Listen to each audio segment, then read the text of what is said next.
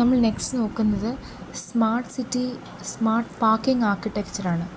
അതായത് നമ്മളൊരു കാറിനെ നമ്മളെങ്ങനെയാണ് കാണുന്നത്, ഒരു കാറിനെ എയ്തർ നമ്മളൊരു മാഗ്നറ്റിക് സെൻസർ വഴി നമ്മൾ ഒരു വെഹിക്കിളിൻ്റെ പ്രസൻസിനെ ഡിറ്റക്റ്റ് ചെയ്യുന്നു, അല്ല നമുക്കൊരു വീഡിയോ ബേസ്ഡ് സെൻസർ വഴി നമുക്ക് വീഡിയോയിൽ കൂടെ നമ്മളൊരു വെഹിക്കിളിൻ്റെ പ്രസൻസ് നമ്മൾ ഡിറ്റക്റ്റ് ചെയ്യുന്നു, അല്ല നമ്മളൊരു റഡാറിൽ കൂടെ നമ്മൾ നമ്മുടെ വെഹിക്കിളിൻ്റെ പ്രസൻസ് ഡിറ്റക്റ്റ് ചെയ്യുന്നു.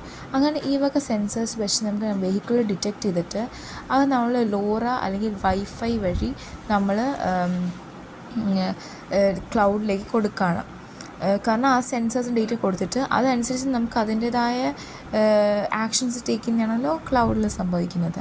സോ ഇത് ലോറ വഴി നമ്മൾ പാർക്കിംഗ് ഇവൻറ്റ്സ് നമ്മൾ ഡേറ്റ കളക്ടർ വഴി നമ്മൾ കൊടുക്കുന്നു ഇങ്ങോട്ടേക്ക്. ഇതെന്ന് പറയുന്നത് ഓരോ വെൻഡർ പ്ലാറ്റ്ഫോംസാണ് ഇത് എഴുതിയിരിക്കുന്നത്.